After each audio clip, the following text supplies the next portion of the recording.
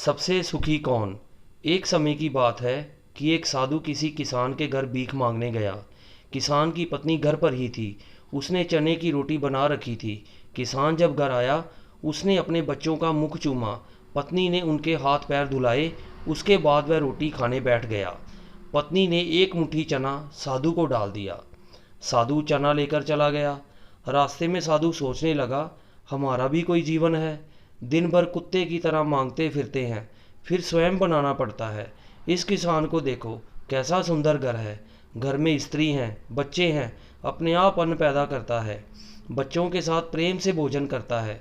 वास्तव में सुखी तो ये किसान है। इधर वह किसान रोटी खाते खाते अपनी पत्नी से कहने लगा, नीला बैल बहुत बूढ़ा हो गया है, अब वह किसी तरह काम नहीं देता।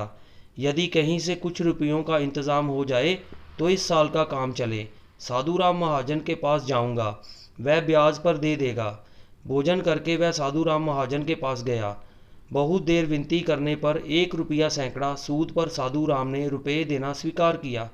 एक लोहे की तिजोरी में से साधु राम ने एक थैली निकाली और गिनकर रुपये किसान को दे दिए। रुपये लेकर किसान अपने घर को चला। वह रास्ते में सोचने लगा, हम भी कोई आदमी हैं, घर में 5 रुपये भी नगद नहीं। कितनी विनती करने पर उसने रुपये दिए हैं। साधु कितना धनी है, उसके पास सैकड़ों रुपये हैं। वास्तव में सुखी तो ये साधु राम है। साधु राम छोटी सी दुकान करता था। वह एक बड़ी दुकान से कपड़े ले आता था और उसे बेचता था। दूसरे दिन साधु राम कपड़े लेने गया। वहाँ सेठ पृथ्वीचंद की दुकान से कपड़ा लिया। वह वहाँ बैठा ही था कि इतनी देर में कई तार आए। कोई बम्बई का था तो कोई कलकत्ते का। किसी में लिखा था 5 लाख का मुनाफा हुआ, किसी में 1 लाख का। साधु महाजन ये सब देखता रहा। कपड़ा लेकर वह चला आया। रास्ते में सोचने लगा, हम भी कोई आदमी हैं। 100-200 जुड़ गए, महाजन कहलाने लगे। पृथ्वीचंद कैसे हैं, एक दिन में लाखों का फायदा। वास्तव में सुखी तो ये है। उधर पृथ्वीचंद बैठा ही था कि इतने में तार आया कि 5 लाख का घाटा हुआ। वह बड़ी चिंता में था कि नौकर ने कहा, आज लाट साहब की राय बहादुर सेठ के यहाँ दावत है, आपको जाना है, गाड़ी तैयार है। पृथ्वीचंद गाड़ी पर बैठकर राय बहादुर की कोठी पर चला गया। वहाँ सोने चांदी की कुर्सियाँ पड़ी थी। राय बहादुर जी से कलेक्टर कमिश्नर हाथ मिला रहे थे। बड़े बड़े सेठ खड़े थे। वहाँ पृथ्वीचंद सेठ को कौन पूछता, वह भी एक कुर्सी पर जाकर बैठ गया। लाट साहब आए, राय बहादुर से हाथ मिलाया, उनके साथ चाय पी और चले गए। पृथ्वीचंद अपनी गाड़ी में लौट रहे थे। रास्ते में सोचते आते हैं, हम भी कोई सेठ हैं, 5 लाख के घाटे से ही घबरा गए। राय बहादुर का कैसा ठाठ है। लाट साहब उनसे हाथ मिलाते हैं। वास्तव में सुखी तो ये है। अब उधर लाट साहब के चले जाने पर राय बहादुर के सिर में दर्द हो गया। बड़े बड़े डॉक्टर आए। एक कमरे में वे पड़े थे।